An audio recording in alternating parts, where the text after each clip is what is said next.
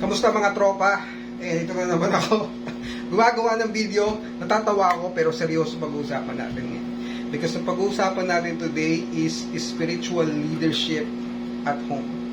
So this is a very serious thing, but again, my main goal is to encourage you fathers and to empower you. Kasi napakahalaga ng tatay sa pamilya. And kung tatay ka na nakikinig dito, o kung nakikinig ka dito na planong maging tatay, o may tatay ka, huwag mo kalimutan na i-share ito sa mga iba pang tatay. Tandaan nyo, better fathers, better society. Okay? Kasi better families. Families is the basic unit of society. So, better fathers, better families, then better society. Equation na napakadali. Anyway, let's get into the meat of the video. So, spiritual leadership in the home. First and foremost, sasabihin ko sa inyo, this is not originally from me. Hindi galing sa akin itong mga aral dito, mga principle dito. This is from the Bible, but this was taught by Pastor John Piper sa kanyang episode ng Ask Pastor John. So, nakinig ako ron and inano ko yung mga lesson and I want to share this with you kasi naniniwala ako na napakahalaga nito, spiritual leadership in the home. Okay? So, let's start. So, spiritual leadership in the family is very essential, guys. And mga katatay, it's very important that we have a nurturing, Christ-centered home. Okay, bagong kasal pa lang tayo o we've been married for a long time, it's really important na we know how to make our home Christ-centered. And this will really help our family. So we will explore natin yung mga lessons from Ephesians 5 verse 21 to 25 and other scriptures na makakatulong sa atin how we can be spiritual leaders in our home. So let's read the verse, so Ephesians 5:21 to 25. Submit to one another out of reverence for Christ. Wives, submit yourself to your husband as you do to the Lord.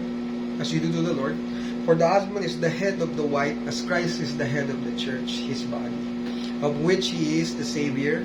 Now as Christ submit to Christ, so also wives should submit to their husband in everything. Husband, love your wives as Christ loved the church and gave himself up for her. So, ang una natin pag-uusapan dito is about mutual submission. So, mutual submission, sabi doon sa Ephesians 5:21, na submit to one another out of reverence for Christ. So, when we say submit to one another, as husband, now we should respect and serve our wives in fostering a partnership that honors God. So, tayo mga husband, actually may mga ibang husband nga namamasboy. So, pag nagpakasal sila, they expect na baby pa rin sila and talagang yung asawa nila yung mag-iintindi sa kanila, and they also expect that the wives should lead the family as well, na parang sila ang trabaho lang nila gumawa ng pera at magtrabaho. But that is not what God wants. Okay, so God really wants mutual submission. That means we respect, we honor, we serve each other, and sabi doon sa verse na yon, out of reverence to Christ. Napakahalaga ng part na yan, na out of reverence to Christ. Bakit? Kasi minsan, yung mga partners natin, and even tayo, yung partner natin sa atin, may mga ugali tayo na hindi kasubmit-submit. Let's just face the truth. Harapin natin yung katotohanan na may mga ugali tayo na hindi ganun kaganda. Okay? So, we're gonna do this na hindi lang dahil doon sa partner natin, hindi lang dahil mag-aantay tayo na kailangan kasubmit muna to bago ako mag-submit, but we have to do this out of reverence to Christ, para sa Panginoon, because this is what God wants. And this will give, pag may mutual submission sa tahanan, this will enable that home to be united, and that will really make the family stronger. By the way guys, may natutunan ako ang ibig sabihin mo ng husband, houseband. Parang yung family mo, yung house mo, yung husband ang magbabond, make sure that everything stays together, stays intact. So that's our job as husband, kaya husband yung tawag sa atin. So mutual submission, guys, and we are gonna do this hindi dahil sa perfect or mag-aantay pa tayong maging perfect bawat isa pag mag-submit, but we're gonna do this out of reverence to Christ. Lesson number 2, the role model for husband. So mga husband, mahirap i-reach yung standard kung wala tayong role model, kung wala tayong paggagayahan. That's why in this verse, this typical verse is calling us to emulate Christ's sacrificial love and leadership. Sabi sa Ephesians 5:25, "Husband, love your wives just as Christ loved the church and gave himself up for her." So this means leading with love, with selflessness, always putting your wife's need above your own. So, napakahalaga na may role model tayong tinitingnan. Kasi, minsan, we can get lost. No? Right now, ang daming mga tao na nagsasabi na sila yung model. Na sila yung dapat nyong gayahin. Na ito yung tamang paraan. Meron pa nga na talagang misleading na eh. Hindi na leading, misleading na. No, pwede raw mag-asawa ng 3 and all of that. And yung iba naman na gusto mag-asawa ng 3, okay mo sa kanila yun. But, as Christians, God has gave us somebody to look up to, and that is Christ. So, when we think of loving our wives, we look to Christ. And we see how Christ has loved the church. So, the church is full of imperfect people. May nagsabi nga na ang simbahan daw ay parang hospital kung saan andun yung mga taong mayroong mga kasalanan, mayroong mga pagkakamali at patuloy nagkakamali pa.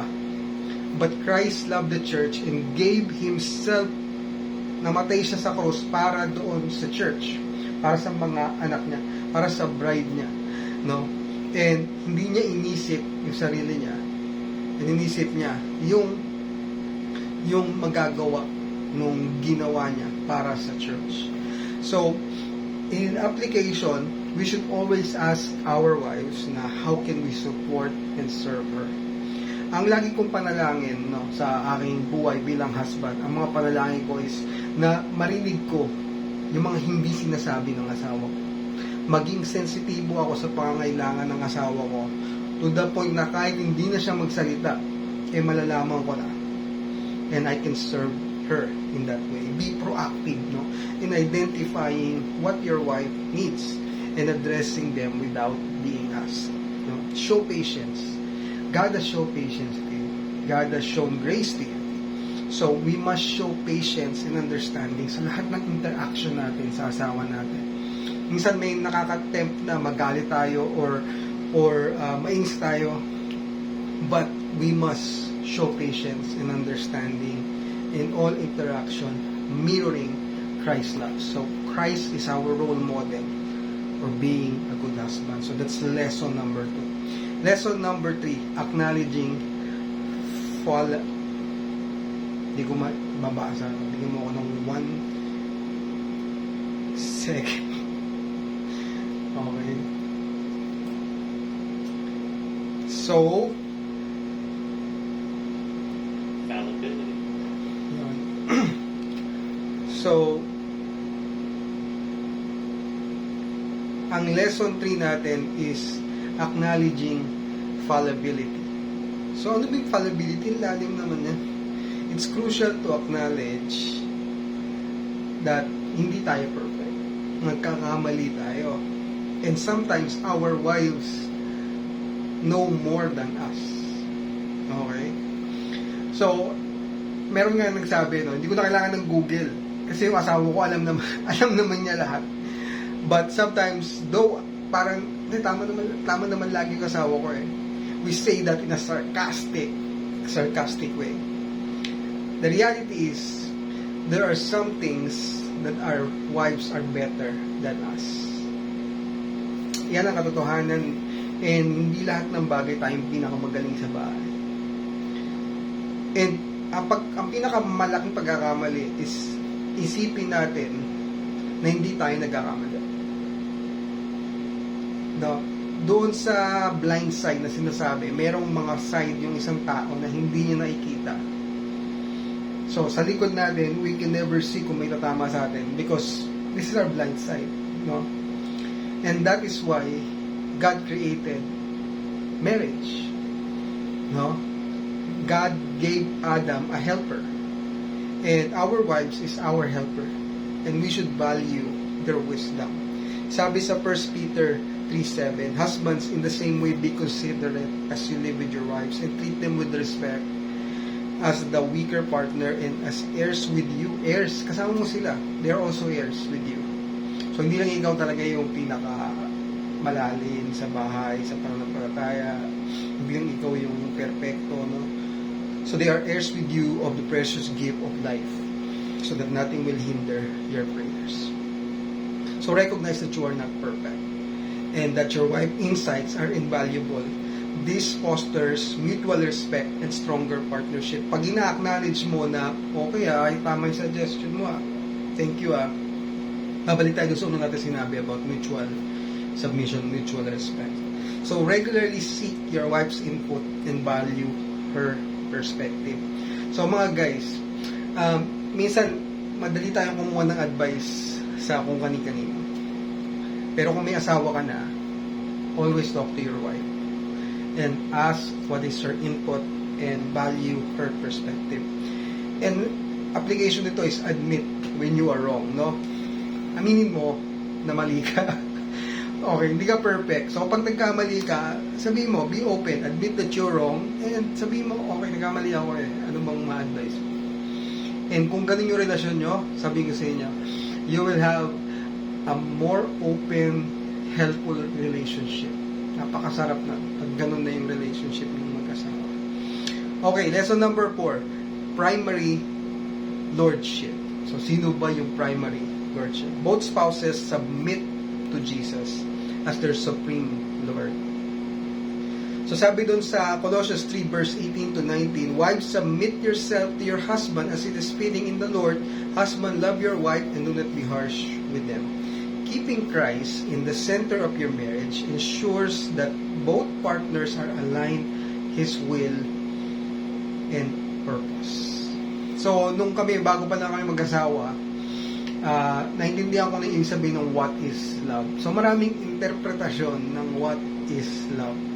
But my personal interpretation, of course, syempre, we know how to love because Christ loved us. But in the context of husband and wife, ang masasabi ko, love is not you and me looking at each other, but you and me looking at the same direction, and that is Christ.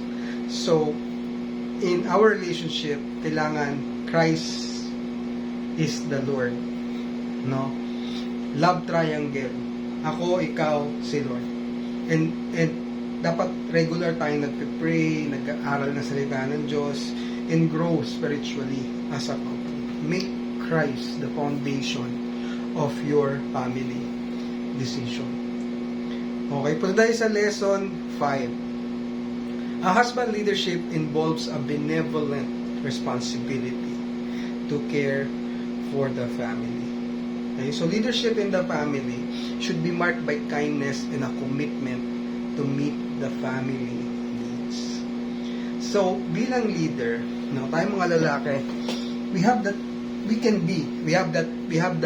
ability na sumigaw. We have that ability na i-lord it over. No, kasi tayo lalaki tayo malaki yung katawan natin, kagaya ko.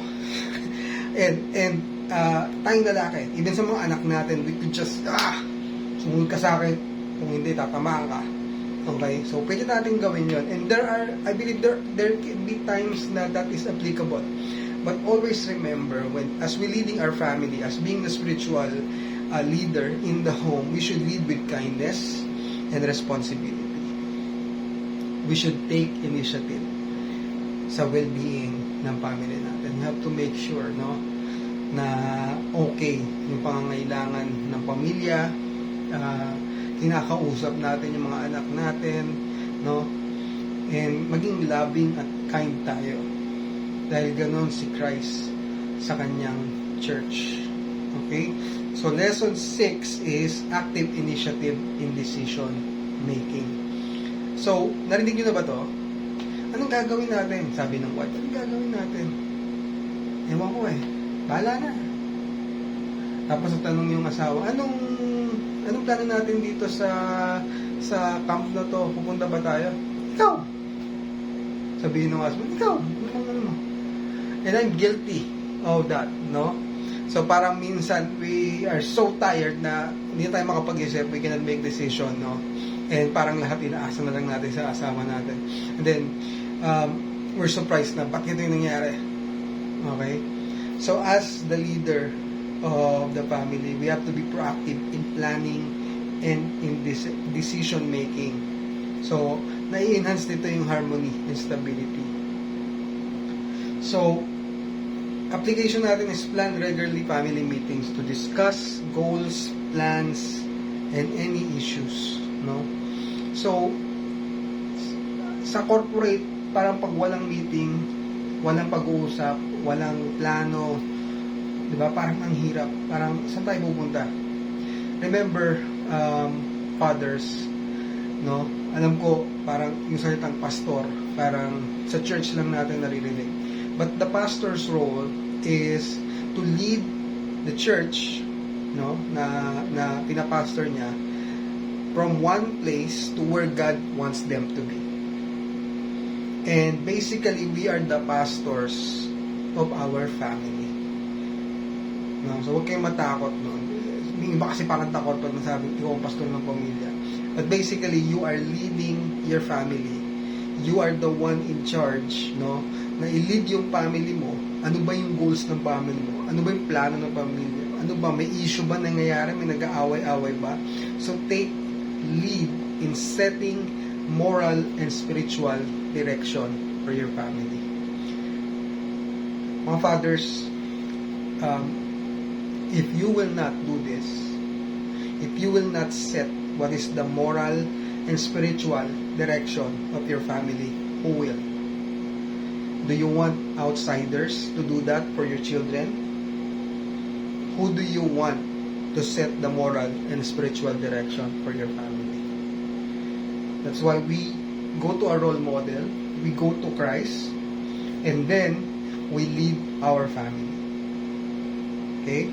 So encourage open communication. No, meron akong natutunan sa church namin, sa CCF, na napaka-helpful pag tinanong ko. I always, actually bago ko lang itong ina-apply, no, natanong ko yung aking pamilya, how have I hurt you? So, sa tanong pa lang na yun, how have I hurt you? Sinasabi ko na okay, baka may nagawa ako sa iyo. And that will already open the windows for communication. The doors for communication. And then after that, is there anything that I can do better? So, yun yung isa pang nagbubukas na, willing magpatama si Papa. Willing mag-change si Papa. And then the last is, will you forgive me? So, in the family, guys, kahit tayong mga tatay, sometimes we do some things that hurt our wives, hurt our children. And asking for forgiveness or apologizing from our mistake will really enable our family to see that in this house, walang perfect, nagkakamali, and we are willing to admit our mistakes. Actually, may encourage yung mga bata na pwede pa lang sabihin na mali ako and they will forgive me and they will give me room to grow. So, guys, remember that you can apply that in your home. So, fathers, be active in initiating, be active and initiate in decision making ng family natin. Don't manggayin yung mundo na go with the flow. Pagdating sa pamilya mo, unless it's the flow of God, if it's not, then don't use that card. So last and most important thing, spiritual leadership in prayer and in worship. Sabi ni Joshua sa verse 24, verse 15, "As for me and my house, we will serve the Lord." So the husband role is ensuring that the family remains rooted in spiritual practices. So, like ko sinasabi to, pero let's say mag-iwan ako ng napakalaking yaman sa mga anak ko or sa aking pamilya, but they don't know the Lord. They don't know how to get near with God. They don't know how to pray. They don't know who to worship. Yung pera na yun, pwedeng maging kapahamakan pa yun sa kanila. But if I first build the relationship with God, how to pray, how to worship, who we will serve as a family, then kahit hindi ganun kalaki yung iwanan ko, o misa kahit wala akong maiwan, but because they know the Lord, I believe they can even create their own wealth from the help of God. So, establish routines for family devotion and prayer time. Encourage family members to participate and share their insight and make worship and regular and a joyful part of your family's life. So, guys, wag mo papakita na parang burden maglingkod sa Lord, na parang nakakatamad maglingkod sa Panginoon. That means ikaw mismo, you have lost your awe of the goodness and the love of God. So, tayo yung manguna in making worship a regular and joyful part of family life. Let's lead our family in prayer. And I believe na malaki yung epekto nito sa mga anak natin. They will see na ay, ito pala yung tamang gawin, ito pala yung magandang gawin. So, husbands, include in your role that the family is rooted in spiritual practices. So, thank you so much for watching. I hope may natutunan kayo. And I hope makultivate nyo yung inyong mga tahanan, ma-empower kayo as fathers. And remember, being spiritual leader in the home means you serve with love, humility, and a Christ-centered focus. So thank you so much, guys. I will try to create more videos to empower fathers to lead their Christ-centered home. God bless you.